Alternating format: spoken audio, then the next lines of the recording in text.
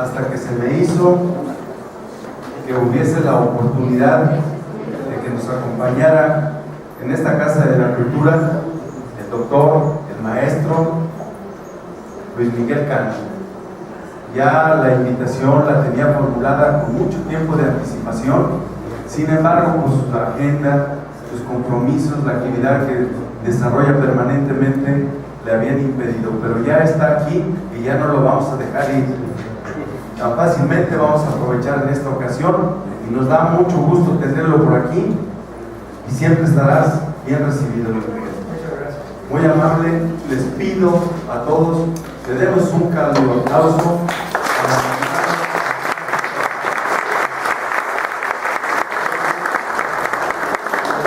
Muchas gracias al director por estas palabras de bienvenida. A continuación, me permito presentar formalmente al doctor Luis Miguel Cano López, quien nos impartirá la conferencia magistral Control Difuso de Convencionalidad en el marco del curso sobre control de convencionalidad que realizan la Suprema Corte de Justicia de la Nación y la Asociación Mexicana de Impartidores de Justicia. El licenciado Luis Miguel Cano, licenciado en Derecho por la Escuela Libre de Derecho y doctor en Derechos Fundamentales por la Universidad Carlos III de Madrid, España. Actualmente es asesor adscrito a la Coordinación de Derechos Humanos y Asesoría de la Presidencia de la Suprema Corte de Justicia de la Nación. Ha sido director de la Clínica de Derechos Humanos de la Escuela Libre de Derecho, codirector de Litiga, Organización de Litigio Estratégico en Derechos Humanos, Asociación Civil, consultor en Derecho Constitucional y Derecho Internacional de los Derechos Humanos, en la Oficina de México del Alto Comisionado de las Naciones Unidas para los Derechos Humanos, así como abogado de litigio estratégico y derechos humanos. Profesor del Seminario de Derecho Constitucional en la Escuela Libre de Derecho. Entre sus publicaciones se encuentran en torno a la acción de inconstitucionalidad en el Foro sobre la Despenalización del Aborto, respuesta social frente a las controversias constitucionales, por la UNAM, el Centro de Investigaciones Interdisciplinarias en Ciencias Humanidades de la Facultad de Medicina, el Instituto de Investigaciones Filosóficas, la Jornada México en 2009. Está también acceso a la información y democracia, medidas cautelares en torno a las boletas de la elección presidencial de 2006 en México, en la revista Segil, en diciembre de 2008, en coautoría con la maestra Graciela Rodríguez Manso, de litigio estratégico como experiencia democrática en el litigio estratégico en México, la aplicación de los derechos humanos a nivel práctico. Publicado por la Oficina del Alto Comisionado de las Naciones Unidas para los Derechos Humanos en 2007. Otra obra en coautoría con la maestra Graciela Rodríguez es Para argumentar contra la discriminación en México, reflexiones en torno a ciertas decisiones de nuestra Suprema Corte, en 7 enfoques, trabajos finalistas del Diplomado sobre Derecho a la No Discriminación por el Consejo Nacional para Prevenir la Discriminación y el Instituto de Investigaciones Jurídicas de la UNAM en el año de 2007. Sin más, dejo con ustedes al doctor Luis Miguel Cano López. Bienvenido, doctor.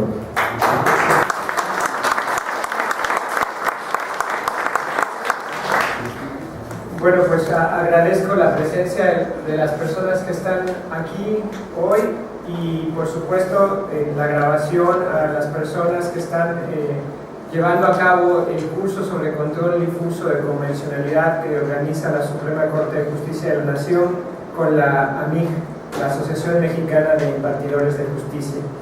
Primero me dirijo a ustedes en el público para explicarles un poco la mecánica de esta conferencia, situarlos.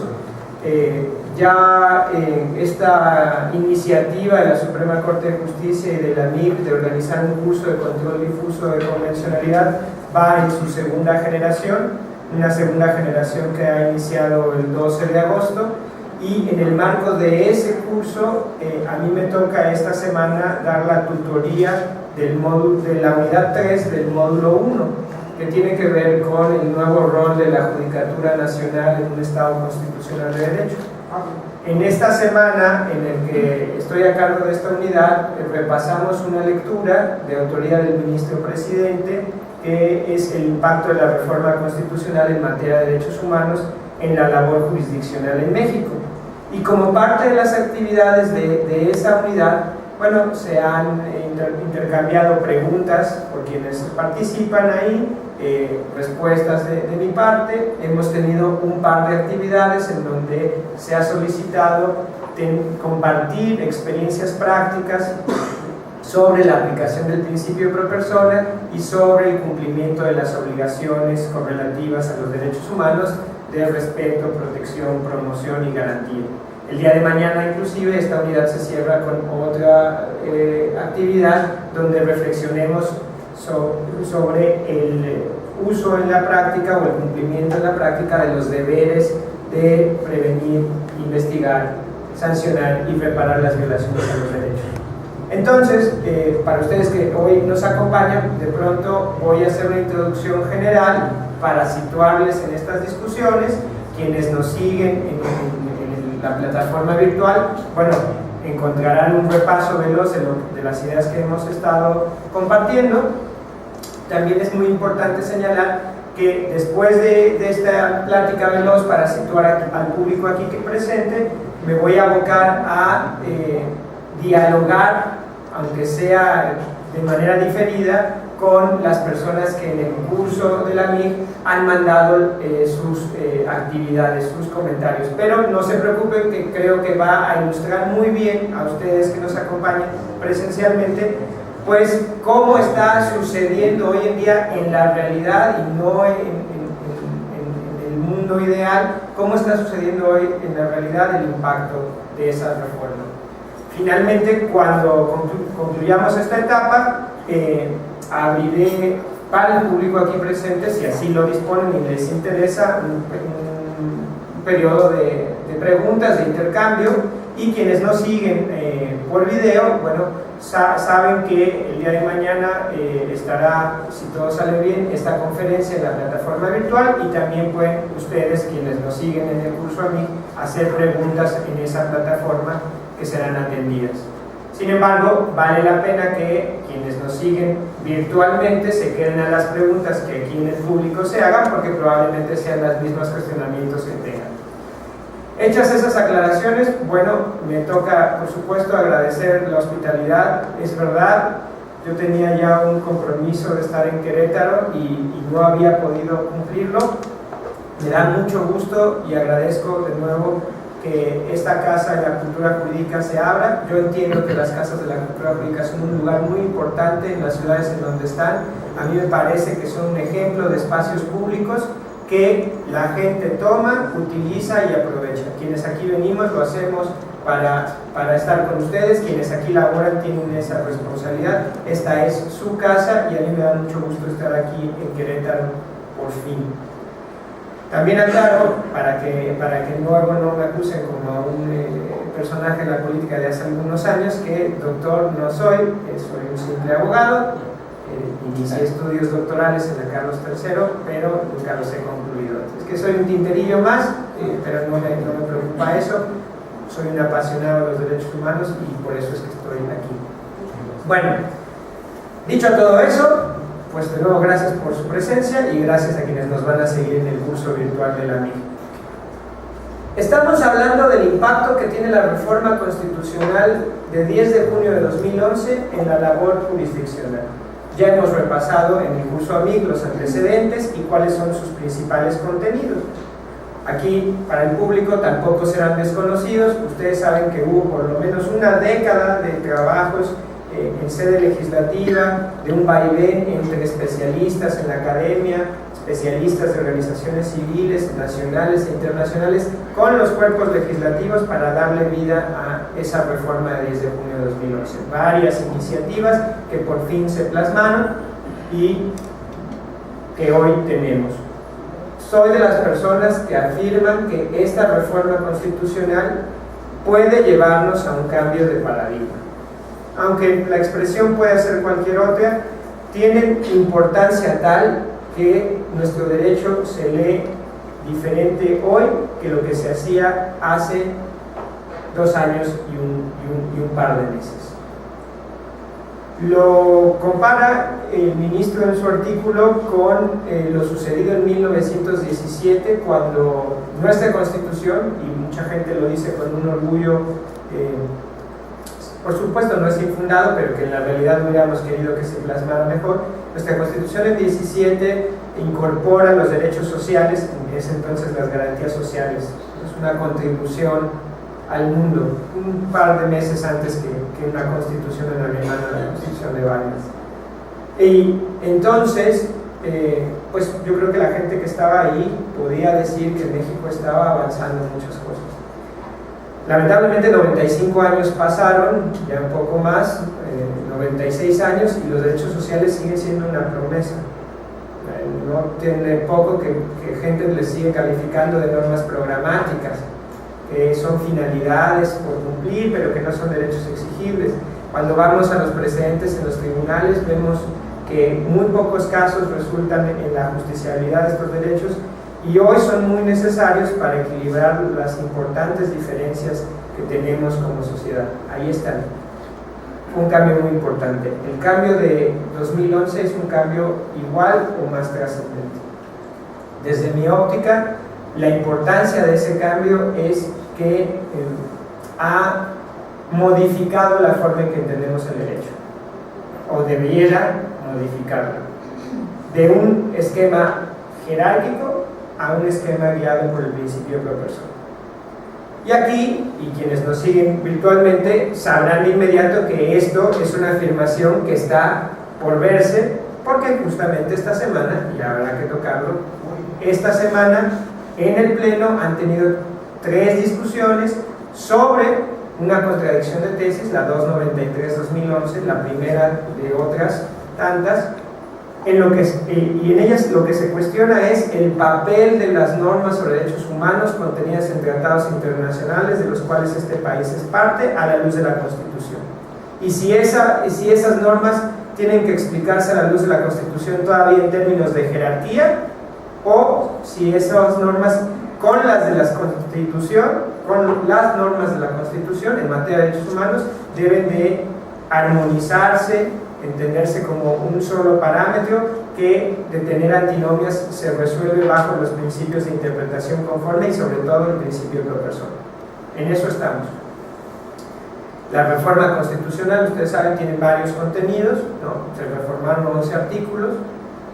Algunos, como el 15, el 105, son importantes de tomar en cuenta porque establecieron a las normas sobre derechos humanos contenidas en tratados internacionales como un parámetro de control de validez o de regularidad, y por eso en el artículo 15 están prohibidos los tratados internacionales que contravengan derechos reconocidos en la Constitución y en tratados internacionales de los que este país es parte. Por eso en el 105 se permite a las comisiones estatales de derechos humanos impugnar cualquier norma general frente a las disposiciones sobre derechos de la Constitución y los tratados internacionales. Ahí hay una modificación.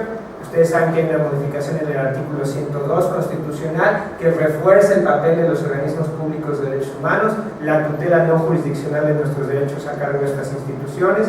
Sigue diciendo que sus recomendaciones son no vinculantes, pero toda autoridad tiene que atenderlas en el sentido de contestarlas, y si ha de negar su cumplimiento tiene que justificarlo fundada y motivadamente, y puede ser llamada por autoridades de los poderes legislativos a explicar su comportamiento.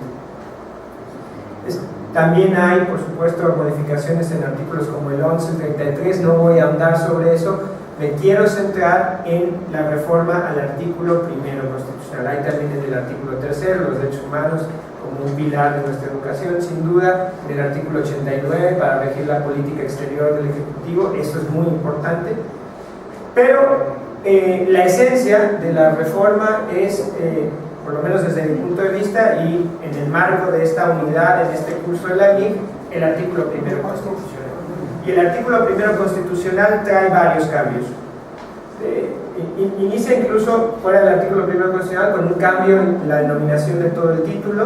Hoy hemos pasado de la expresión garantías individuales a derechos humanos y no nos decantamos por derechos fundamentales. Yo sé que a nivel doctrinal teníamos 10 años de estar, digamos, abonando al uso del término derechos fundamentales, entiendo perfectamente que hay muchas personas en la academia, en los órganos jurisdiccionales, que se decantan por este. No es mi caso. A mí me gusta mucho el término derechos humanos porque es el término que se usa en el lenguaje de la comunidad internacional. Los tratados internacionales son de derechos humanos. Me preocupa que en algunos países derechos fundamentales no son todos los derechos humanos. A lo mejor son las típicas libertades y algunas libertades civiles y políticas y algún otro más, pero los derechos sociales, por ejemplo, no son caracterizados como derechos fundamentales ni tienen los mismos mecanismos de garantía. Entonces, yo no quisiera que en México adoptáramos a ciegas el término de derechos fundamentales porque está en boga doctrinalmente y con ello eventualmente alguien nos dijera que son derechos fundamentales los derechos humanos constitucionalizados, que hasta ahí parecería que no hay problema. Pero luego, si los derechos humanos de fuente internacional no están constitucionalizados, alguien más podría decir entonces no son derechos fundamentales. Y hoy lo que estamos viendo en las discusiones del Pleno es que esa diferencia de cuál es el origen del derecho, si es una disposición constitucional o una disposición de fuente internacional, pesa.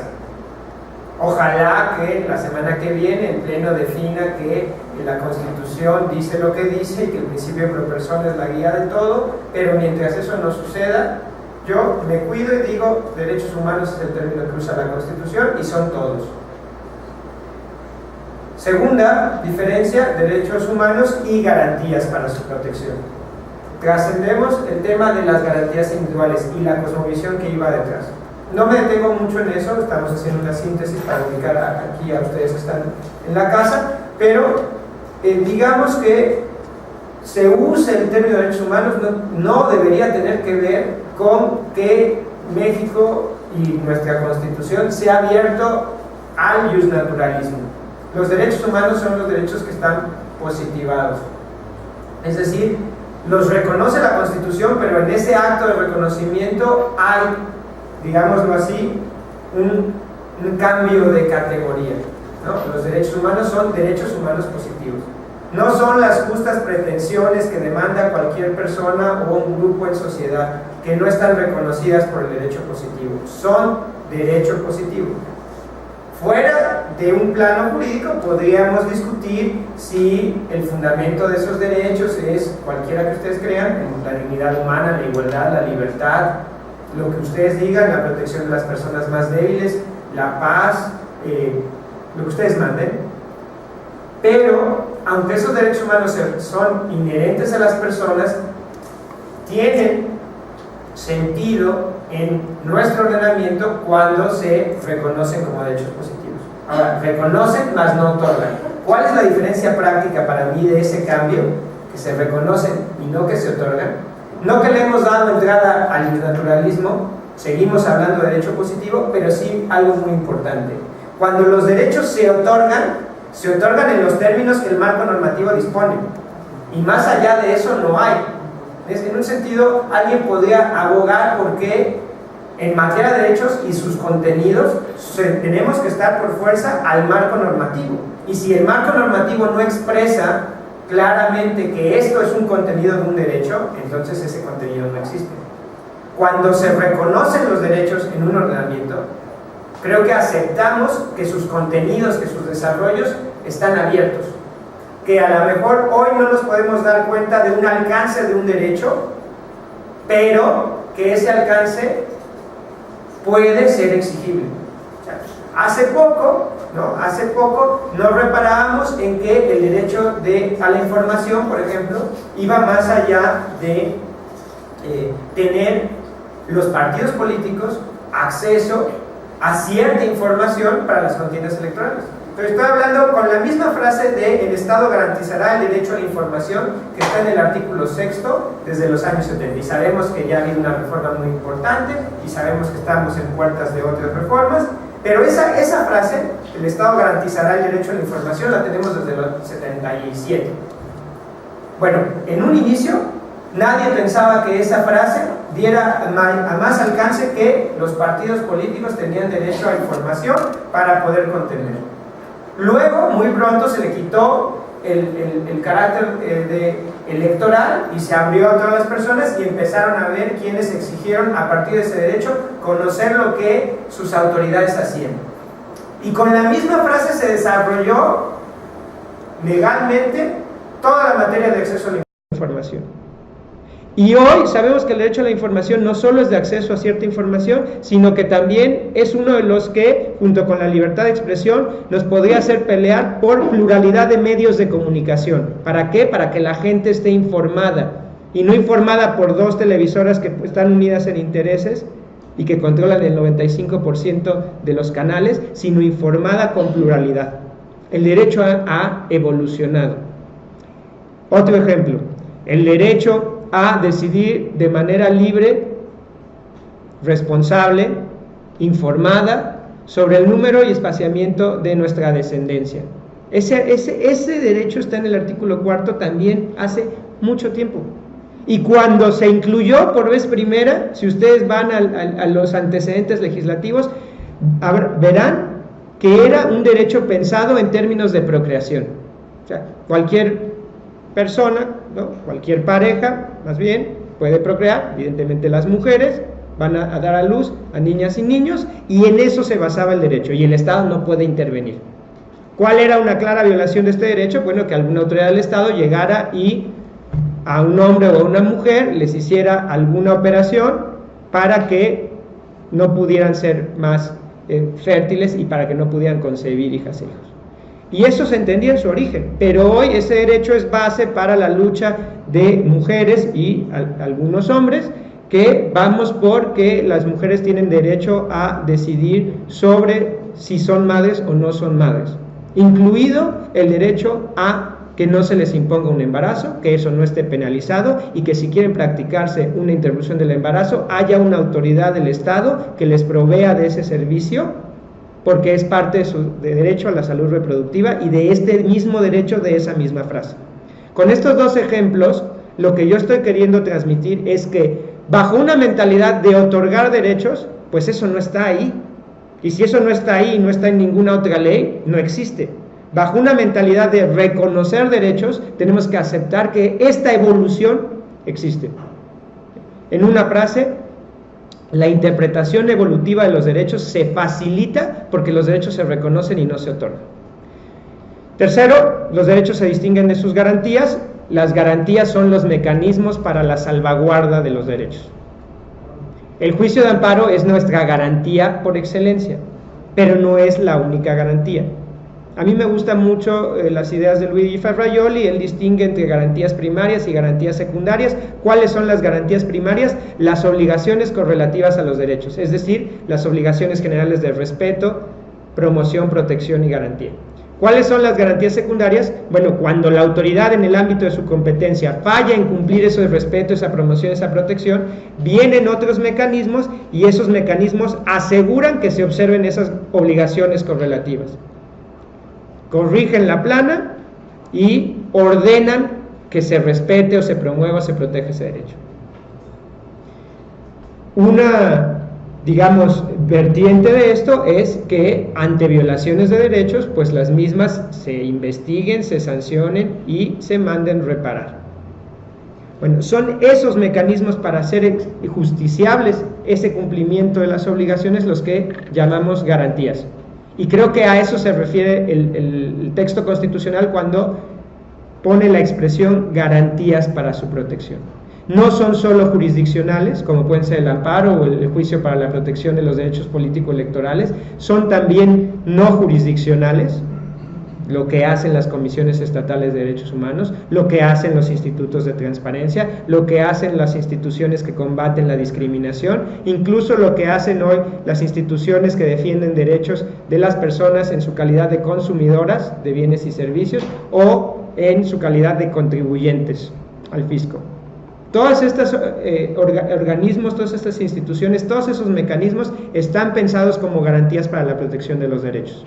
Bueno, teniendo, digamos, estos términos claros, el fondo de la reforma es decirnos varias cosas. Uno, que tenemos todas las personas reconocidos los derechos y las garantías para su protección, tanto en texto constitucional como en tratados internacionales de los que este país forme parte.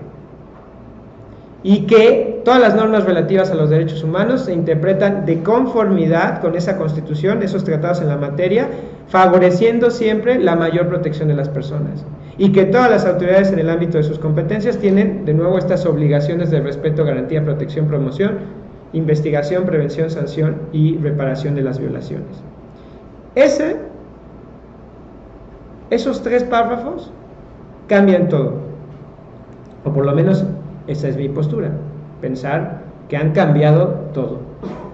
¿En qué sentido? En el sentido de que hoy cualquier persona puede hacer valer un derecho que no esté en texto constitucional de forma expresa.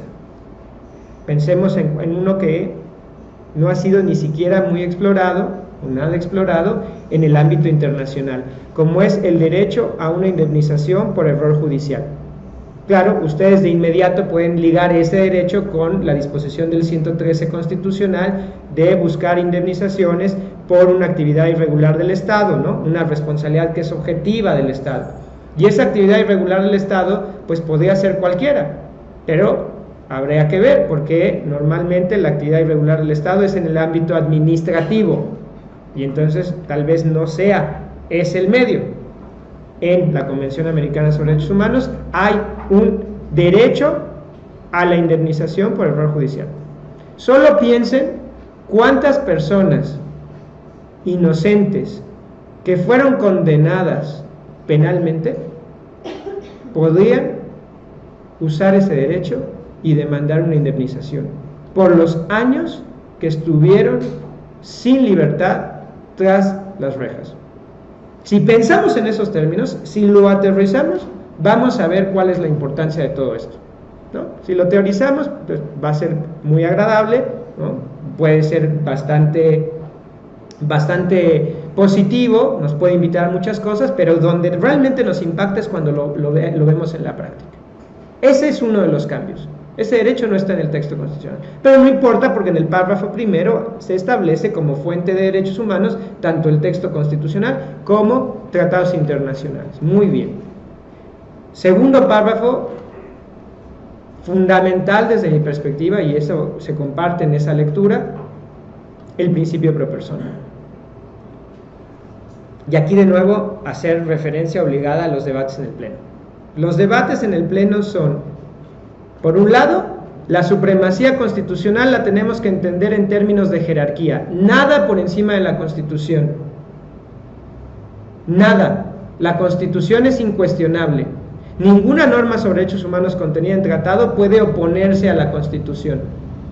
¿Cómo va a ser? Se nos dice desde esta postura, si la Constitución es la que establece, 1, el reconocimiento de los tratados internacionales como una fuente normativa y en específico una fuente de derechos. 2, porque la Constitución establece el procedimiento para que esos tratados se creen, se celebren, se ratifiquen y se incorporen a nuestro ordenamiento jurídico. Y 3, aún incorporados formalmente a nuestro ordenamiento jurídico, hay mecanismos que permiten cuestionar la constitucionalidad de esos tratados internacionales. Si todo esto es así, ¿cómo van a decir que esas normas de derechos humanos en esos tratados tienen igual valor que la Constitución? Pero sobre todo se enfocan en 2 artículos, que es el artículo 133 constitucional y la frase final del párrafo primero del artículo primero constitucional.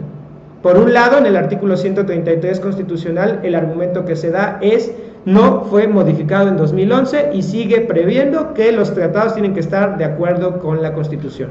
¿Cuáles tratados? Todos los tratados. No importa si tienen por objeto primordial la protección de derechos humanos o establecer el libre comercio, o evitar la doble tributación, o prever sobre la extradición de personas. Cualquiera que sea el tratado, todos tienen que estar de acuerdo con la Constitución, y si tienen que estar de acuerdo con la Constitución es porque esta es jerárquicamente superior. También se dice que no obstante eso, el artículo primero en su frase final, en el párrafo primero, reformado en 10 de junio de 2011, dice que la Constitución establece los casos y las condiciones bajo los cuales se restringen o suspenden derechos y garantías para su protección. Y de aquí se deriva que si la Constitución es quien tiene la última palabra en cuanto a restricciones o limitantes de derechos, así lo voy a enmarcar en una sola expresión general, si tiene esa última palabra es porque conserva su supremacía entendida en términos jerárquicos. Esta es una postura hoy en el Pleno muy clara. Si me preguntan que he seguido puntualmente las 3 sesiones, yo diría que estamos con 5 votos claramente inclinados hacia esta postura. Y sin embargo, hay otra postura. La otra postura nos dice que en cuanto se incorporan las normas de derechos humanos contenidas en tratados, es decir, en cuanto se cumple con el procedimiento para asegurarnos que eso que se llama tratado de verdad sea un tratado porque tuvieron participación el Ejecutivo y el Senado dentro del procedimiento que establece la propia Constitución, una vez que ya están incorporados a nuestro ordenamiento jurídico, la reforma de 2011, de 10 de junio de 2011, su primordial impacto es que conforman un mismo parámetro de regularidad, de validez, en otros países conocidos como bloque de constitucionalidad, a partir del cual ya no hay diferencias. No hay diferencias porque todas las personas tenemos, insisto, derechos reconocidos tanto en Constitución como en esos tratados internacionales. Porque esas normas de derechos humanos, tanto constitucionales como convencionales, son el principal referente hermenéutico. Todas las demás normas tienen que interpretarse conforme a esas pautas. Pero además porque tanto las normas de derechos humanos de fuente constitucional como las de fuente internacional se constituyen en el parámetro de validez de todos los demás actos de autoridad. De nuevo, leamos el 15, el 103 y el 105. Pero el 103, que digamos está más cercano a las personas. En el amparo se dice que podemos combatir todo acto de autoridad que viole los derechos que están reconocidos en la Constitución y en los tratados de los cuales este país forme parte. Entonces, se incorporan, una vez que se incorporan, forman parte del mismo sistema de derechos, de este mismo parámetro hermenéutico y de validez, y sus antinomias se resuelven por el principio pro persona. Aquí está la clave de la diferencia entre los dos bloques de posturas en esta semana en las decisiones del Pleno. Para la primera postura que ya les he relatado, cuando hay antinomia entre una norma sobre derechos humanos de fuente internacional con una disposición constitucional, no hay duda, prevalece la Constitución. Y ya les dije por qué, porque la Constitución dice, esta postura tiene la última palabra en materia de restricciones y no se ha reformado el 133. Por muchas razones, pero esas son las dos primordiales. Del otro lado dicen, no, ya estamos en un mismo parámetro y tiene que resolverse conforme al principio pro persona. Lo más favorable a todo el mundo. Bueno, de eso, de lo que ahí se decida, puede cambiar pues prácticamente todo lo que hemos estado pensando en estos 2 años que tiene y un par de meses la reforma de 10 de junio de 2011. A partir de eso, tan solo. Yo les comparto mi postura personal. Mi postura personal es que todo el texto constitucional se tiene que leer acorde al principio pro persona. Todo. El principio pro persona es una norma de apertura. Todo nuestro entendimiento jurídico hoy tiene que estar guiado a favorecer la mayor protección a las personas. Y siendo así, cuando la Constitución establece que los derechos y garantías para la protección que nos reconoce se restringen o se suspenden solo en los casos y bajo las condiciones que la Constitución establece, yo lo que concluyo es que la Constitución nos recuerda que ninguna otra fuente normativa puede limitar de más a esos derechos y a esas garantías. Es decir, ningún tratado internacional puede disminuir los derechos y garantías que la Constitución establece. Ninguna ley general, federal o local puede disminuir esos derechos. Por supuesto, ningún reglamento, ninguna norma oficial, ningún acto de autoridad puede disminuir el estándar que la Constitución establece. Perfecto. Pero yo de ahí no derivo que la Constitución puede hacer lo que quiera. Porque cuando la Constitución es la que restringe un poco más los derechos de lo que están reconocidos en la comunidad internacional, entonces creo que lo que aplica es el párrafo segundo. Tenemos que estar a la norma más favorable. Yo me niego a pensar que el principio de pro persona solo tenga una finalidad hermenéutica, solo sea un criterio de interpretación. Quienes de ustedes han leído sobre el principio de pro persona saben a la perfección que al menos tiene dos vertientes. Entre varias interpretaciones de una misma disposición habrá que preferir la más favorable a las personas, pero también entre varias disposiciones en juego y en apariencia enfrentadas, se tiene que preferir la que sea más favorable a la protección de las personas. Y si por lo menos saben ustedes eso del principio de pro persona y lo aceptan, entenderán que la Constitución lo que nos está diciendo es ella misma que habrá de estarse a lo más favorable a las personas. Yo no puedo creer que el legislador constitucional haya puesto una redacción que lleve a este país a romper sus compromisos internacionales. O sea, si de verdad prevalece la interpretación que dice que esta Constitución tiene la última palabra y puede restringir todo lo que quiera los derechos, aunque tengamos compromisos internacionales, y de eso se detona una responsabilidad internacional, pero al interior tenemos que respetar la Constitución, lo que está detrás es que quienes reformaron la Constitución abiertamente dijeron: pues México tiene compromisos internacionales, esos compromisos internacionales amplían los contenidos de los derechos, disminuyen sus restricciones, pero no me importa nada porque lo que importa es la Constitución. Yo no creo, soy totalmente honesto, que esa sea la forma de interpretar al legislador constitucional. Yo de verdad sigo tomando como algo útil que tenemos como intérpretes que darle razonabilidad a las disposiciones normativas que emanan de los congresos.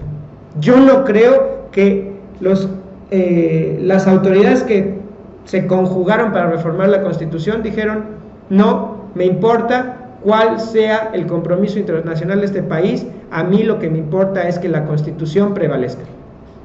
Y por eso pienso que esa última frase, el párrafo primero, solo establece un mínimo. Nadie puede ir por debajo de la Constitución, pero aumentarla, por supuesto. Y si la Constitución a veces restringe de más derechos, bueno, la Constitución da la salida. Entonces entiendo que se conserva la supremacía constitucional, pero no entendida en términos jerárquicos, sino entendida de acuerdo al principio pro persona. Y esto es fundamental. Si los derechos, esto también se dijo en el Pleno y creo que es una idea muy importante, son universales, sus contenidos tienen que tener continuidad en este país, en el país de al lado, en el país del otro continente, en toda la comunidad de este planeta.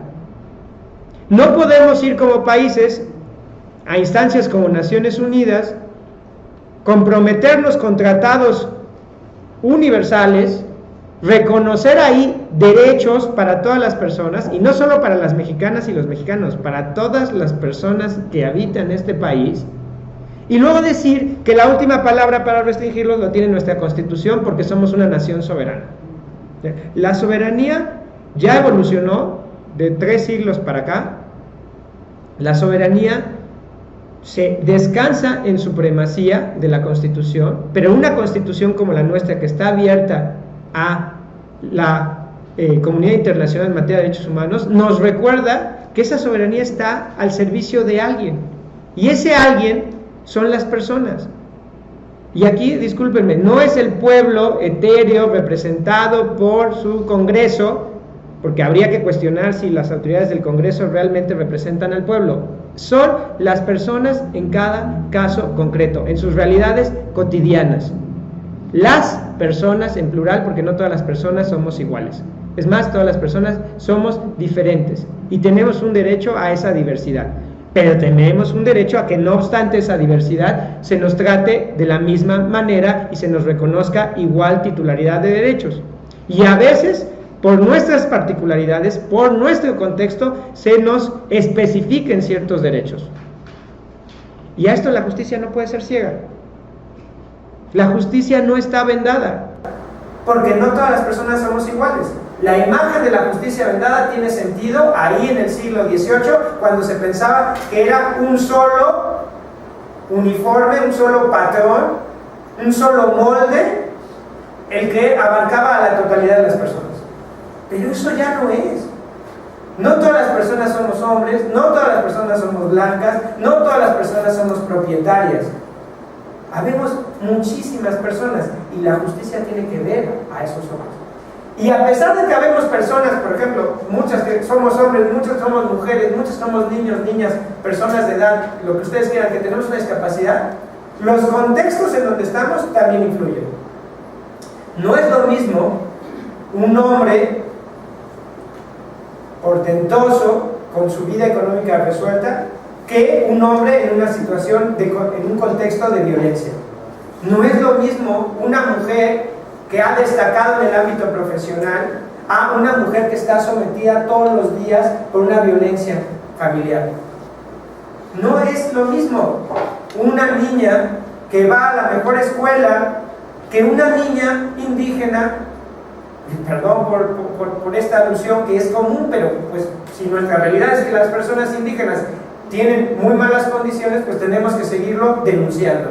Que una niña indígena que está en una comunidad apartada a 4 horas de la cabecera municipal caminando, no es lo mismo. Y entonces tenemos que hacer eco de estas diferencias para aún así garantizar los mismos derechos.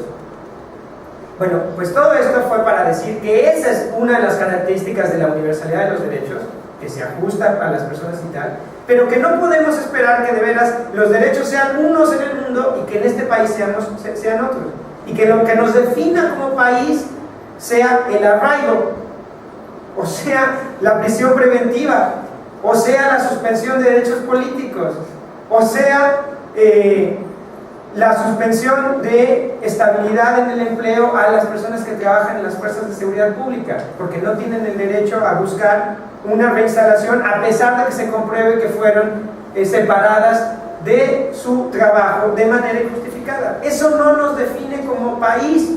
Lo que nos define como país es la vocación que tenemos por respetar esos derechos que alguien, mucho más allá de este país, ya acordó.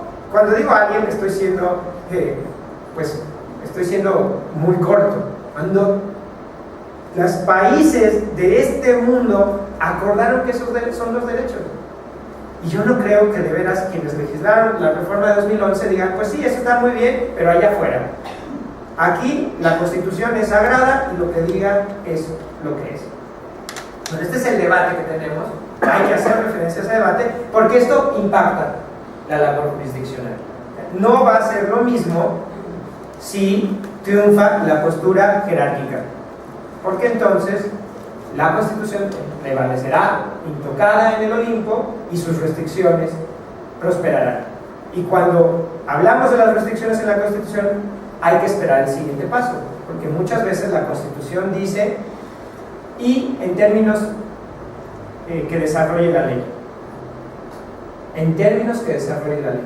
Por ejemplo, el Tribunal Electoral del Poder Judicial de la Federación, en el artículo 99, me parece es el 99, en la fracción novena de ese artículo, se dice que tiene las demás competencias que señale la ley. ¿Qué pasa con las competencias del Tribunal Electoral? Bueno, las competencias del Tribunal Electoral en la sala superior no son justiciables por otra instancia. Y apenas esta semana alguien exponía un tema sobre este aspecto. Y se decía, ¿qué pasa cuando la comisión de administración del Tribunal Electoral le dice a una persona que ahí labora, usted es responsable y la separo y la inhabilito, la destituyo y la inhabilito? Cuando eso sucede, lo único que tiene a su alcance esa persona es un recurso de apelación que se presenta sin ninguna formalidad y que decide la sala superior. Pero, oh sorpresa, quienes integran la comisión de administración son el magistrado presidente del Tribunal Electoral, de la sala superior del Tribunal Electoral, y un magistrado más. Y quienes deciden el recurso son la sala superior, es decir, dos de los magistrados o magistradas, cuando sea el caso, que decidieron ya en primera instancia. Y eso, si lo pintáramos en cualquier otro escenario, no diríamos que es un tribunal imparcial. Si lo pusiéramos en cualquier escenario, ustedes me dirían que es un tribunal imparcial, el que está compuesto en parte, con las personas que ya juzgaron en primera instancia. Pues dirían que no. A mí me parece que dirían que no. A mí me queda muy claro que no es tribunal imparcial. Y sin embargo, no hay un medio de defensa a nivel interno si de verdad le damos cabida a las demás competencias que disponga la ley de la fracción novena del artículo 99. Lo que estoy tratando de ilustrar es cuando reconocemos que la Constitución establece las restricciones que sean y que son incuestionables, a partir de ahí le abrimos un boquete a los derechos humanos. Porque entonces, como está en ley esa competencia, entonces la decisión es inatacable y aunque no tenga que ver nada con materia electoral, esas personas no tienen un recurso judicial efectivo para defenderse. Y luego, si nos vamos al amparo y vemos que es una causal de improcedencia impugnar resoluciones del Tribunal Electoral, se empieza a completar el rompecabezas y al final lo que sucede es tenemos personas sin un medio para defenderse.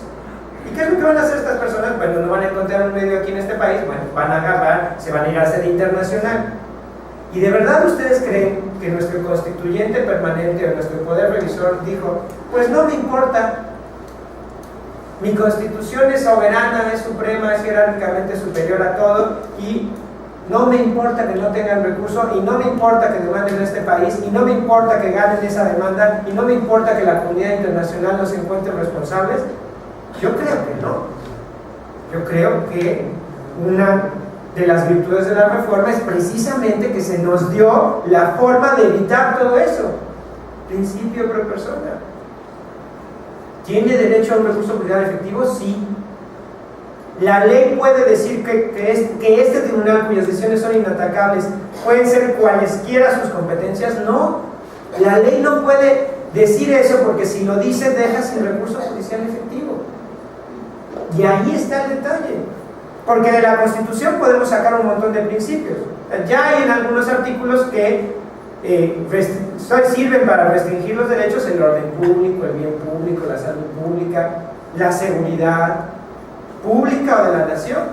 Bueno, a partir de estos conceptos que son indeterminados en nuestro mundo jurídico, pues podemos restringir cualquier cosa, ¿no? Ya entrados en el tema de restricciones, siempre podemos derivar de una interpretación que hay una cláusula en nuestra Constitución que protege la eficiencia y eficacia de las instituciones de seguridad pública y que todo lo que altere, obstaculice, entorpezca la eficacia y eficiencia de las instituciones de seguridad pública debe de ser restringido.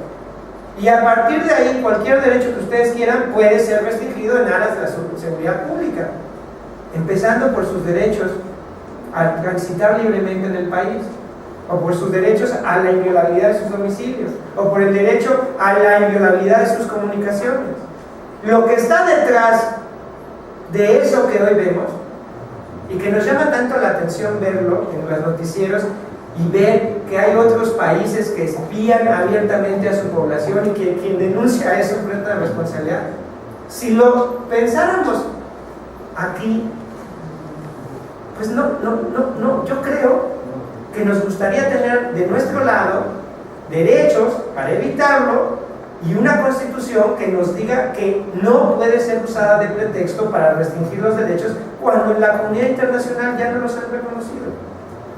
Bueno, eso es lo que desde mi perspectiva es el principal reto de los órganos jurisdiccionales, porque los órganos jurisdiccionales son los primeros garantes de nuestros derechos y la Constitución sigue siendo un medio, no es un fin al que las personas tengan que sacrificarse. Es un medio para nuestro beneficio. Y sí, no estoy diciendo que los derechos son absolutos, y no estoy diciendo que los derechos no pueden restringirse.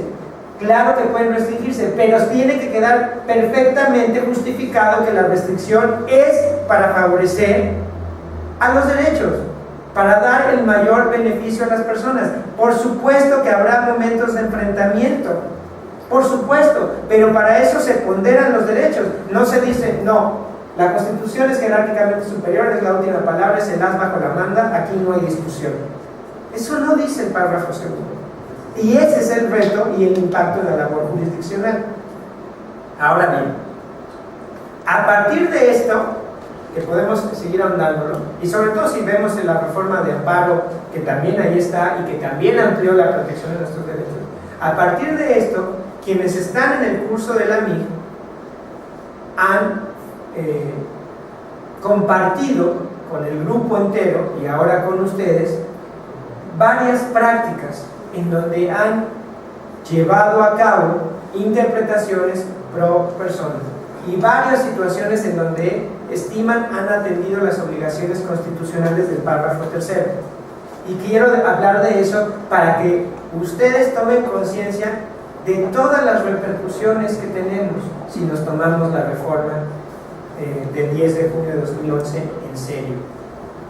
Ahí es donde se ve. No sé aquí si haya gente que sea estudiante, que sea litigante, que esté en órganos jurisdiccionales o en dependencias de gobierno, pero a cualquiera le pueden servir estas prácticas. Hubo en total en los 2 días anteriores 153 participaciones. Yo me di a la tarea, porque ese es mi compromiso como tutor de esta unidad, a exponer 20 problemáticas distintas por día, es decir, un total de 40.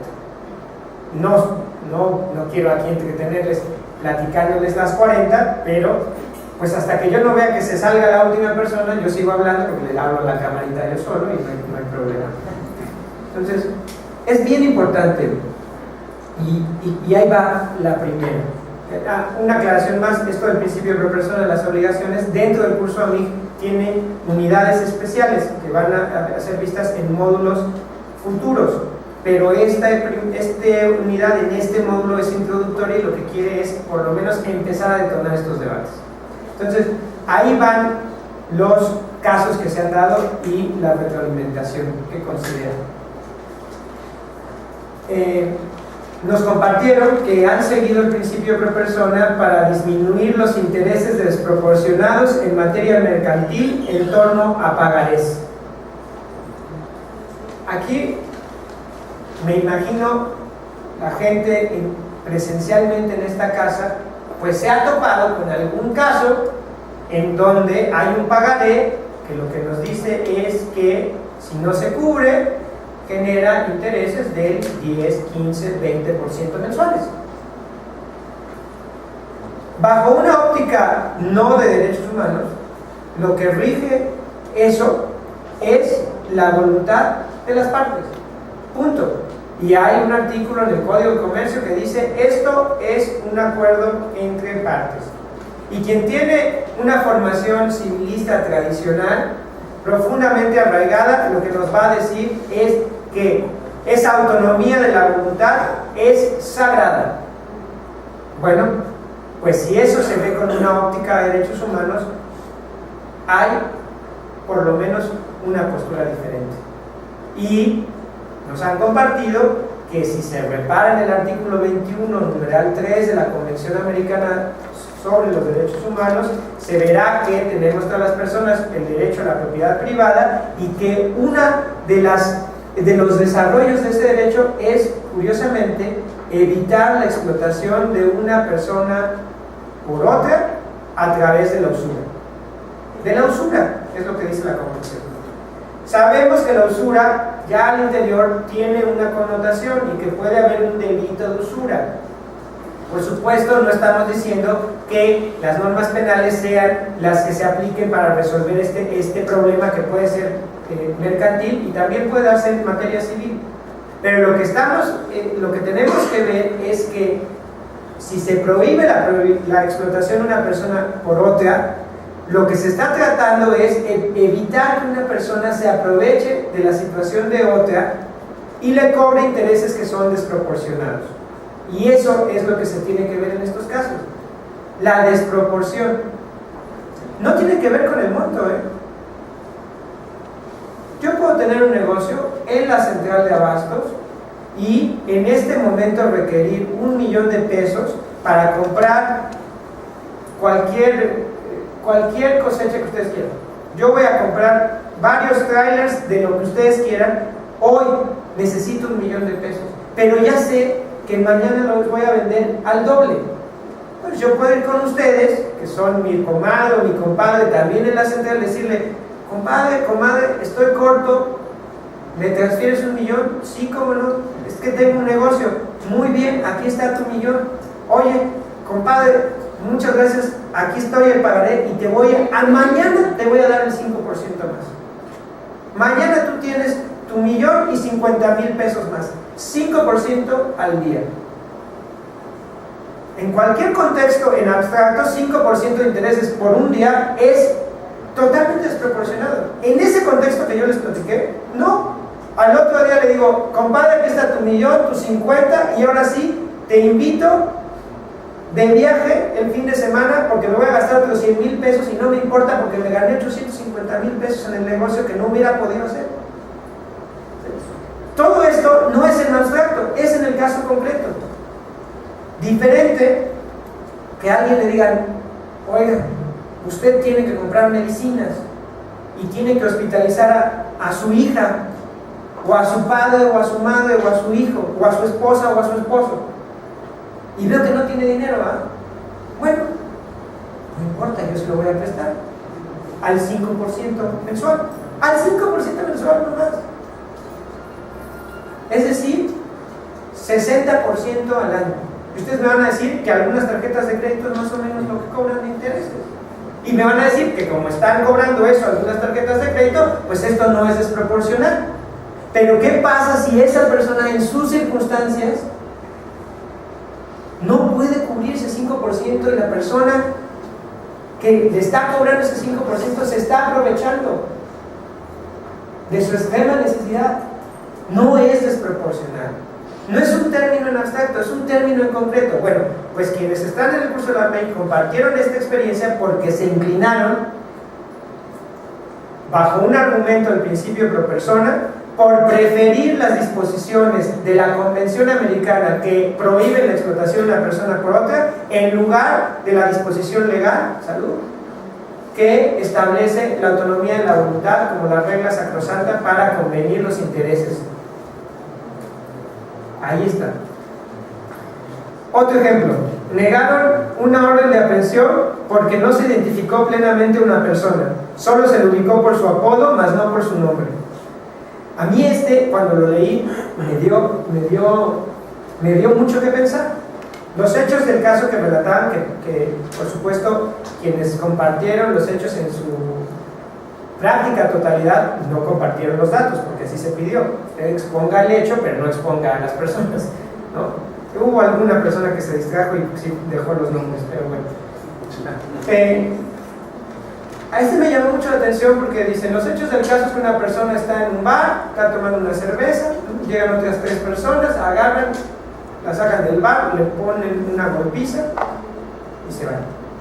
La persona que fue atacada así, bueno, evidentemente denuncia los hechos y eventualmente se pide una orden de aprehensión por el delito de lesiones contra las 3 personas, pero solo a 2 se les pudo identificar por nombre, a la otra solo por el apodo.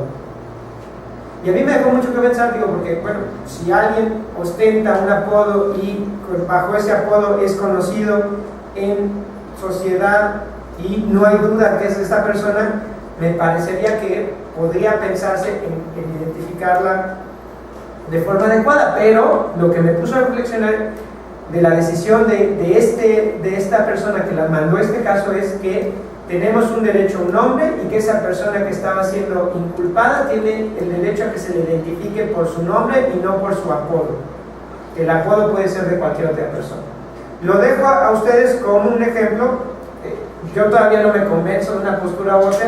Creo que si una víctima de un delito identifica a una persona y están todos los elementos, pues si no se sabe el nombre y la identificó por el apodo y el apodo es inconfundible, no tendría que haber problema. Pero dejo de lado que acá hay otra postura diciendo no, tenemos que respetar el nombre. Yo creo, en términos conciliadores, que lo importante es, tenemos que asegurarnos de la correcta identificación de las personas. Pero ahí lo dejo. Una problemática más, que algún órgano jurisdiccional ha desaplicado disposiciones legales que no permitían a una aseguradora considerar ciertos créditos como unos elementos que impactan en su capacidad contributiva real, y al no permitirse considerar esos créditos y deducirlos, pues efectivamente se le estaban cobrando impuestos de manera desproporcional. Y ustedes saben que la proporcionalidad en materia tributaria es un derecho, y además en este caso un derecho de también personas morales. Yo confieso que el fiscal no sé nada, pero rescaté este ejemplo porque me parece que ilustra también otros temas del debate que son importantes. Hoy hay posturas muy razonadas que nos dicen los derechos humanos son solo para personas de carne y hueso. Las personas morales no son titulares de esos derechos. Pueden ser titulares de otras cosas que son derechos que podemos llamar fundamentales si ustedes quieren, pero no de derechos humanos, porque, por supuesto, si la dignidad humana es el fundamento de los derechos, pues la dignidad humana no se puede predicar de una persona moral, que es una ficción que no existe. Pero bueno, podemos hacer una triangulación y decir que las personas que se asociaron a una persona moral indirectamente son las que tienen la titularidad y por lo tanto así proteger los derechos. Independientemente de esta discusión, yo la verdad de forma muy simplista me inclino a pensar, porque en este país nunca hemos tenido problema en reconocerle derechos a las personas morales y no tendríamos por qué hacerlo, y mucho menos de cara a la reforma de 2011, porque no podíamos tener una postura regresiva al respecto. Pero más allá de eso, rescato este ejemplo porque en esa materia, incluso en esa materia fiscal, lo que están diciendo es, entre aplicar la disposición legal y aplicar la disposición constitucional que establece este principio de proporcionalidad, pero ahí se podría agregar, o aplicar la disposición de un tratado internacional que está regulando algún tema fiscal, yo prefiero aplicar estas últimas disposiciones a dejar a la empresa sin la posibilidad de que se computen esos créditos en los términos reales y que permitan de esa manera reducir los impuestos y poder ubicar su capacidad contributiva real. No entendí lo que dije, pero eso es más o menos el fiscal lo que se dice. Si lo dije mal, discúlpenme, yo ya advertí que de esto no sé nada. Y aún ahí se inclinaron por el principio proporcional. Bueno, pues está muy bien.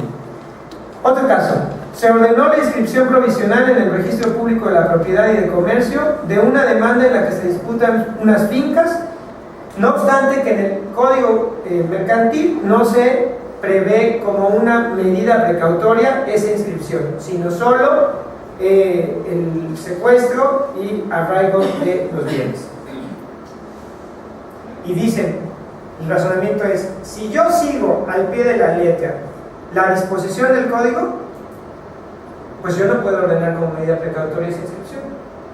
Pero por otro lado, si no ordeno esa inscripción, pues lo que estoy fomentando es que alguien se aproveche de la buena fe de una tercera persona, y luego, si llega el caso que le tengo que dar la razón a la actora y que en parte de la sentencia y el remedio es que devuelvan los bienes, pues esos bienes ya serán una tercera persona y habrá una complejidad tremenda y probablemente ya no la pueda devolver. Y eso nos comparte el órgano jurisdiccional, eso influye en la eficacia de las resoluciones judiciales. Y si las personas tienen derecho de acceso a la justicia y tienen derecho a contar con un recurso judicial efectivo, en términos, por ejemplo, del artículo 25 de la Convención Americana sobre Derechos Humanos, pero antes en términos del artículo 17 constitucional, y tenemos derecho a las personas a la plena ejecución de las resoluciones, pues caramba, y yo tengo el deber de prevenir violaciones, pues ordeno, aunque no esté por expreso, una medida precautoria que es la inscripción. Y claro, esto creo que les muestra cuál es el impacto de la reforma. ¿Por qué? Porque alguien podría sostener, no, principio de legalidad. A ver, usted, autoridad, si no está por expreso que puede dictar esa medida, lo tiene prohibido. Y eso es un buen argumento. Pero claro, un impacto en la reforma es que las obligaciones de las autoridades no solo les viene de sus facultades expresamente determinadas por ley, sino de los contenidos de los derechos que tienen que salvaguardar. Hoy es fundamental familiarizarnos con los contenidos de los derechos. Si yo les digo, ¿cuál es el contenido del derecho al agua? Pues ustedes me pueden responder leyendo el artículo 4 de la Constitución. Pero ese no es el único contenido del derecho al agua. A lo mejor ustedes se van a una legislación general, federal o local y me dicen, aquí hay otro desarrollo. Y perfecto. Pero si ustedes no conocen la observación general 15 del Comité de Derechos Económicos, Sociales y Culturales que desarrolla los contenidos del derecho al agua, no tienen los elementos para luego decir, autoridad, aunque usted no tenga la atribución expresa, tiene la obligación. Esto es fundamental para los órganos jurisdiccionales para saber qué tienen que garantizar, para las autoridades cualesquiera para saber qué deberes tienen, y para las personas en lo general pues para saber cuál es el alcance de nuestros derechos y saber qué podemos exigir. Pregunta: ¿el derecho a la alimentación nos permite exigirle al Estado que prohíba la siembra de organismos genéticamente modificados? Nuestro derecho a la alimentación, sumado a un derecho a la cultura, más derechos de las comunidades indígenas, le permiten a las personas y a los colectivos exigirle al país que proteja el maíz nativo y no permita la siembra de maíz transgénico. Yo tengo una respuesta, por supuesto tengo una postura al respecto, pero les pregunto a ustedes porque la única forma de darle una respuesta a eso es conocer los contenidos de los derechos. Porque de un lado se va a decir que los transgénicos son lo mejor que le ha pasado a la humanidad, que tienen unas repercusiones y beneficios económicos, sociales, acaban con el hambre en el mundo y tal, y del otro lado nos van a pintar una realidad totalmente diferente y nos van a decir no está probado que esto no sea dañino a la salud. Si se acaba el maíz nativo contaminado por el maíz transgénico, perdimos un patrimonio cultural de la humanidad, que este país y Perú son los orígenes del maíz, y una vez que el maíz pues se ve alterado por el maíz transgénico y cambia el ADN, no hay marcha atrás, se acabó, no hay más, se extingue, adiós, fin. Y hay daños medioambientales y tal, y les podrían decir, y hay un principio precautorio que rige esta materia, y entonces quien tiene que probar es quien pide el permiso para la siembra, tiene que demostrar que no afecta a la salud. Yo no tengo que demostrar que afecta a la salud, tiene que demostrar que no afecta. Bueno, todas esas cosas no lo pueden saber si no se van a los contenidos, y si no se van a los contenidos no pueden saber cuáles son las obligaciones que le pueden exigir a una autoridad. Y entonces si ustedes van y se presentan con la Semarnat y la Zagarpa es la que da los permisos, previo dictamen obligatorio de la Semarnat, que le pide opinión técnica a otros desconcentrados que están por ahí, y llegan y le dicen, oiga, pues es que fíjese que creo que no, usted tiene que no otorgar el permiso, pues les va a decir, sí, ¿y dónde está en la ley la facultad expresa, mi deber expreso para atender tu petición? No está, ¿verdad? Yo solo puedo hacer lo que la ley me permite. Mala tabla. Y lo que no podemos permitir es que el discurso del Estado de Derecho, que tuvo su valía, hoy sea el pretexto para la violación de nuestros derechos. O sea, lo que no podemos permitir es que alguien nos diga, mira, la ley es mi excusa para violarte tus derechos. Y eso no lo podemos permitir, y tenemos las herramientas para hacerlo, porque hay desarrollos de esos derechos a nivel constitucional, pero sobre todo a nivel internacional. En fin, sigo. Otro caso es que, y este es bien interesante, se corrigió la procedencia de la vía en un asunto en que una persona indígena promovió una acción pro forma en torno a una compraventa con una inmobiliaria. Va la persona, acciona en jurisdicción civil y le dice el primer órgano, no, esto no es materia civil porque la inmobiliaria está de por medio, esto es materia mercantil.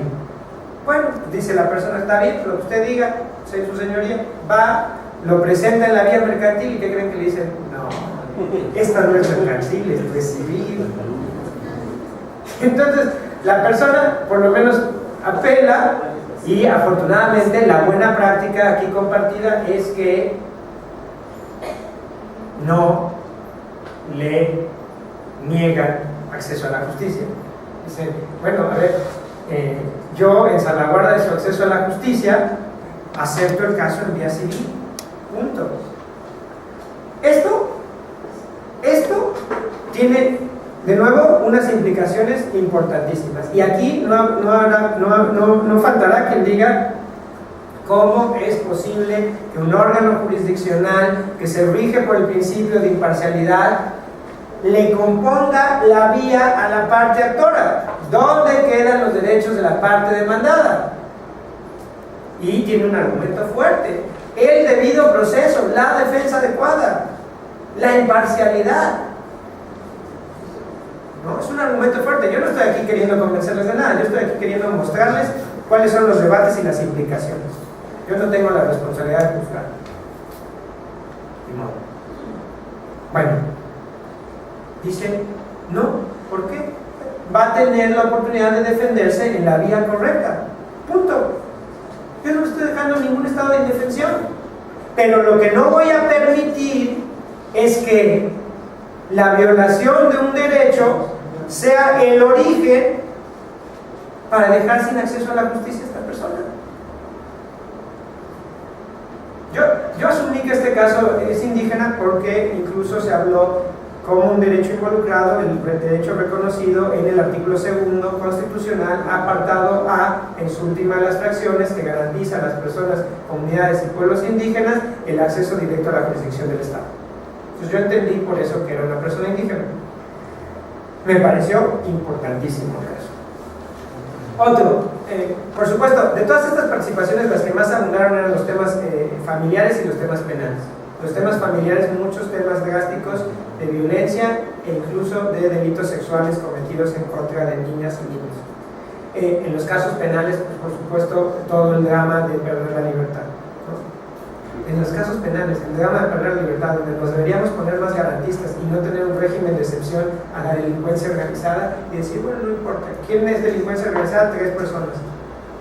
Que un día no nos agarren con nuestros 2 compadres y nos quieran imputar un delito, porque entonces, y solo entonces, vamos a decir, ah, caray, pues sí deberíamos de combatir la delincuencia, pero habría que respetar los derechos. Y de esto hay que cuidar. Bueno, otra experiencia compartida es que se impidió que se condicionara la convivencia familiar entre un padre y su hija, y estaba probado que no había peligro para la niña, con motivo de que el padre había sido demandado para cubrir alimentos y el órgano jurisdiccional de primera instancia había dicho, mientras no cubras los alimentos, tú no convives con tu hija.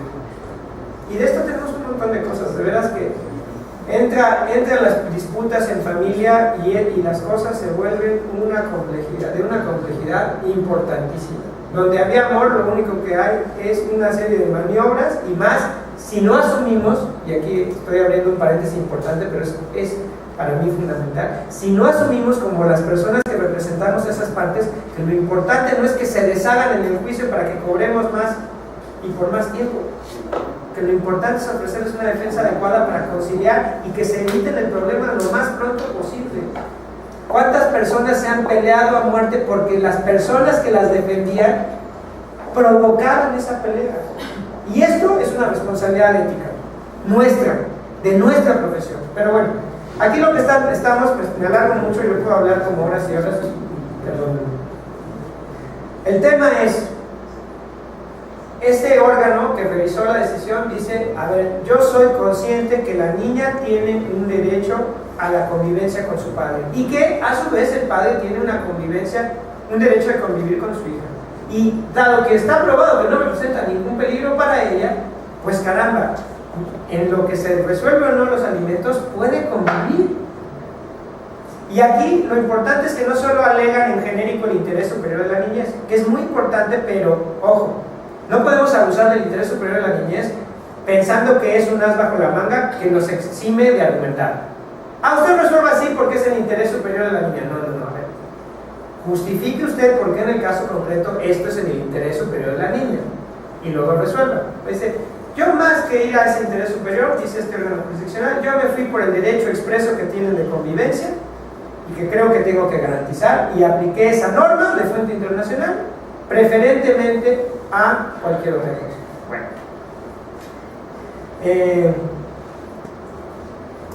uno más que es importante, promover los mecanismos alternativos de solución de controversias, al grado de ordenar la explicación pormenorizada de ese proceso y medidas reparatorias a las partes en un caso penal. Ahí donde el delito, digamos, el delito no se agrave, ¿no?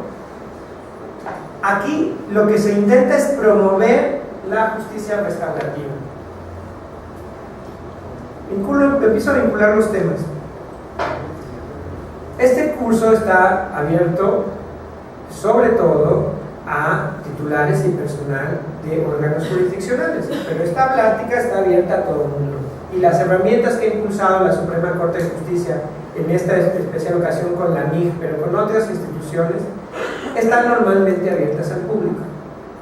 Entonces, dicho eso, permítanme enfocar este caso desde la órbita jurisdiccional.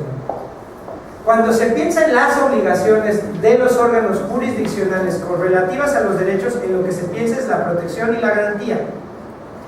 Un órgano jurisdiccional tiene que proteger los derechos de una persona frente a otras personas.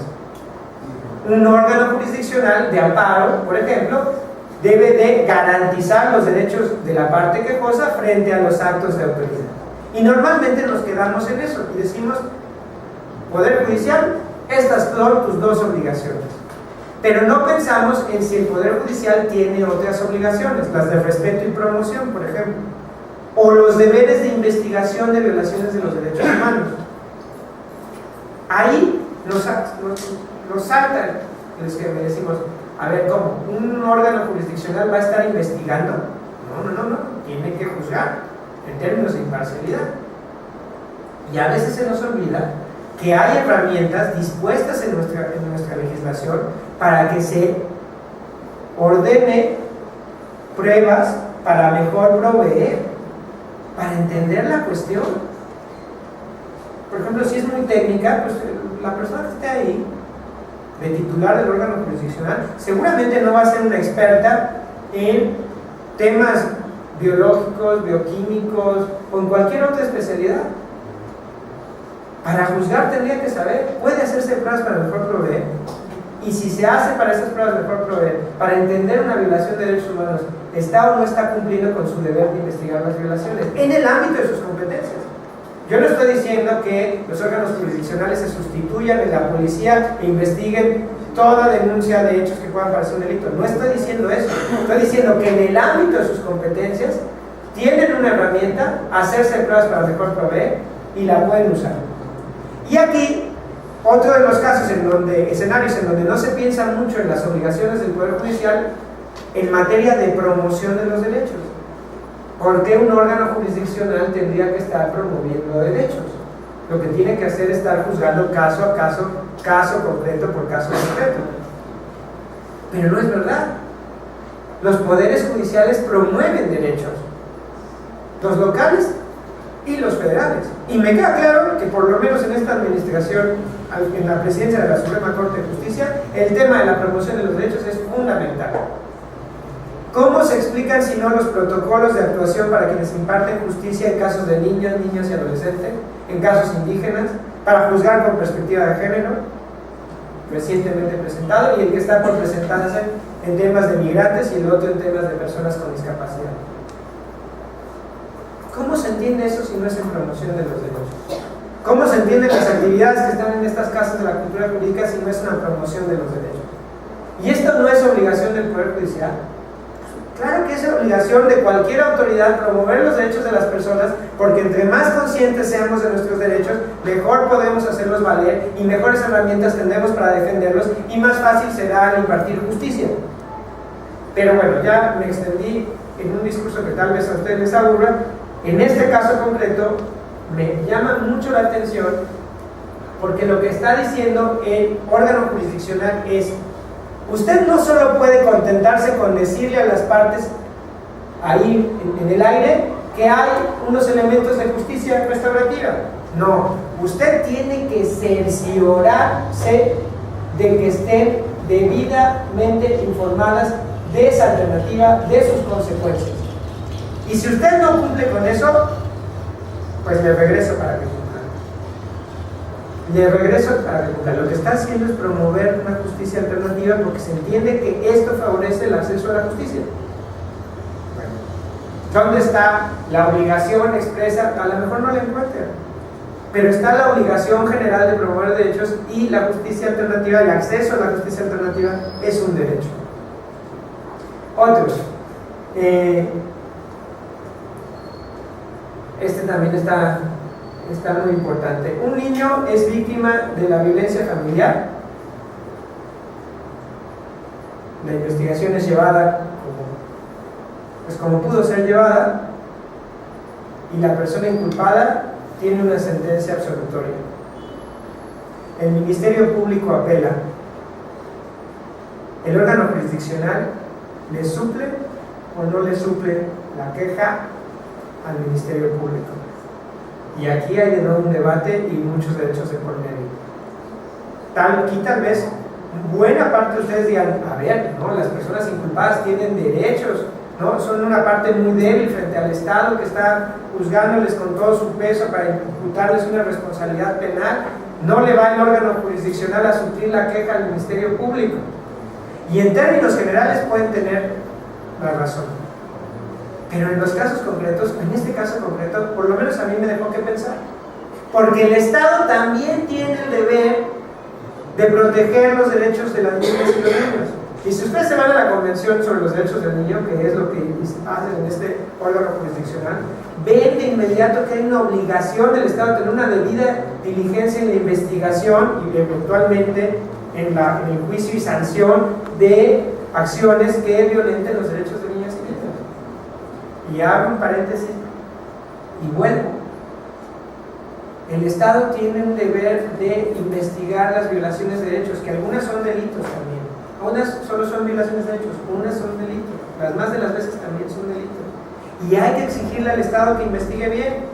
¿Qué pasa si el Estado no investiga bien? ¿Qué pasa si las autoridades del Estado construyen su caso a base de tortura? Pues que va a llegar un órgano jurisdiccional y va a decir: esta persona sale libre. Y en un debate muy simplificado y muy amañado, ¿qué es lo que va a pasar? Que de pronto la sociedad va a empezar a ver que son los órganos jurisdiccionales los que están fomentando la impunidad, porque sacan a toda la gente que las fuerzas de seguridad tardan tanto en consignar y consignar. Y se acuerdan, ¿no? Esta frase, esto que estoy exponiendo fue una frase famosa de la administración pasada. O sea, el ejecutivo del sexenio pasado decía que ya se había cansado de agarrar y agarrar a personas delincuentes para que los jueces y las juezas lo sacaran a la hora, ¿no? Y ese debate es muy peligroso. Ese es el germen del debate que causó tanta polémica en el caso Cassés, y como el caso Cassés hay cientos de casos. En el caso Cassés, en los medios, esas dos empresas que controlan el 95% de los medios, les dijo a la población que el Poder Judicial liberaba una persona secuestradora. Y hubo gente que se lo creyó y dijo así, acríticamente: sí es cierto, ¿cómo es posible que una extranjera, una francesa que viene aquí a secuestrar, y ahora resulta que tiene más derechos que quienes que aquí vivimos? ¿Y dónde quedan las víctimas del secuestro?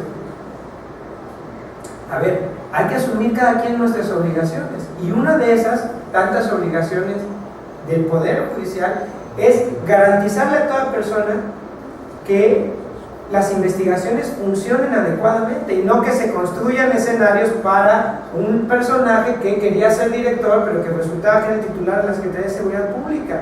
Quería ser director de cine, y entonces ponía puestas en escena, ponía montajes, decía, no contrataba extras, ponía el personal de seguridad pública y le decía: ustedes hagan este porlote y lo vamos a filmar, aquí vamos a llevar las cámaras, vamos a decir que esto es en vivo. Pero esas ansias y sueños de esa persona en particular no pueden dar para que eso se sostenga como una investigación seria, y el Poder Judicial tiene que defender esos derechos, punto.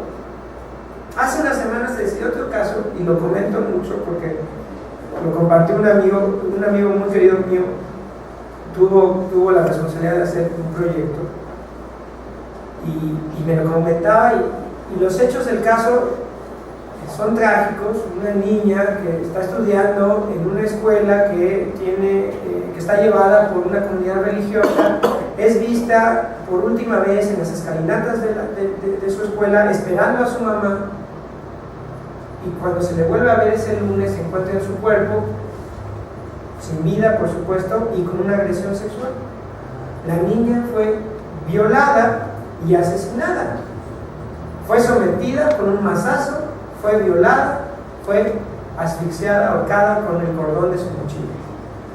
Es trágico. La parte quejosa es un religioso. ¿Qué pasa si este caso es dado a conocer así sin mayor reparo? Bueno, pues ahora la corte libera pederastas. No se contentó con liberar secuestradoras, ahora libera puras pederastas. Pero ustedes ven las investigaciones y no hay forma de sostenerlo, porque las investigaciones están tan mal hechas que no hay forma de darle la vuelta a la presunción de inocencia. Y discúlpenme, en este país el derecho a la presunción de inocencia es un derecho humano que debemos de tomarnos en serio. Debería, dice por allá, y tienen la razón, porque hay otras figuras que en una parte del debate dicen que definen nuestro ser constitucional, que son el arraigo y la prisión preventiva, que van en contra del derecho a la presunción de inocencia. Sobre todo el arraigo es tremenda la violación que significa, porque es, mire, yo no sé, ni siquiera he investigado, pero le voy a arraigar a usted para investigar y luego ver si puedo encontrar los elementos para ver si luego puedo iniciarle usted un proceso. Y mientras usted pierde la libertad, y mire, le voy a dejar en compañía de estos dos señores que están bien grandes y son bien amables, y ojo, eso no es una situación de vulnerabilidad. Puede ser que estos señores ni lo toquen, o puede ser que estos señores le saquen con amenazas cualquier confesión. Bueno, cierro ese paréntesis y vuelvo a nuestros casos. Se le suple la queja al Ministerio Público porque hay un niño o una niña involucrada, porque ese niño y esa niña no tienen derecho a que se condene a esa persona inculpada, porque hay que presumir inocente a esa persona inculpada, pero sí tienen derecho a que se investiguen los delitos y eventualmente se sancionen las personas responsables. Y ahí está, creo que, el meollo del asunto. ¿Hay una violación en el caso Cassés a las personas secuestradas? Por supuesto que la hay. ¿Es una ofensa para toda la sociedad? Por supuesto que es una ofensa para toda la sociedad. Pero quien violó los derechos de las víctimas de esos secuestros no fue la Suprema Corte al amparar, fueron los policías al montar un escenario que no era real y que desvirtuó todo el proceso, que le quitó fiabilidad a los testimonios. No es que los testimonios en sí no tuvieran valor, pues claro que las personas después de una experiencia traumática no van a recordar al segundo todos los detalles, lo pueden recordar la semana, al mes, pueden tardar después de una ayuda psicológica y hasta ahí, después de esa ayuda psicológica, recordar los detalles. Y eso tendría que estar preservado y eso tendría que ser tomado en cuenta, pero no si hay una puesta en escena que impacta en eso. ¿Quién violó los derechos de las víctimas del secuestro en ese caso? Y un derecho humano también, pues las policías. ¿Quién tiene que garantizar esas cosas? Pues el Poder Judicial. Y el Poder Judicial no puede condenar porque la mayoría piensa que es una secuestradora, porque el Poder Judicial tiene que partir de la base que hay presunción de inocencia. Y qué bueno que lo hacen esos casos, porque cuando nos toque, que no nos toque nunca, pero si nos toca que un día le resulta que alguien nos ve pasar en la calle y no le gusta la forma en que vestimos y nos suben a una patrulla y nos ponen una golpiza y nos sacan una confesión de haber matado a alguien que ni conocemos y no les estoy platicando nada que no esté en expedientes ante la corte, cuando nos pase eso vamos a querer que un órgano jurisdiccional se tome en serio los deberes de garantizar y proteger nuestros derechos y que le imponga a las otras autoridades el deber de investigar esas violaciones. Ahí sí lo vamos a querer. Bueno, ahí está ese caso. Hay muchos, a ver, voy a tratar también otros aquí de la otra actividad, de la de las obligaciones, porque también me parece que hay algunas cosas muy interesantes.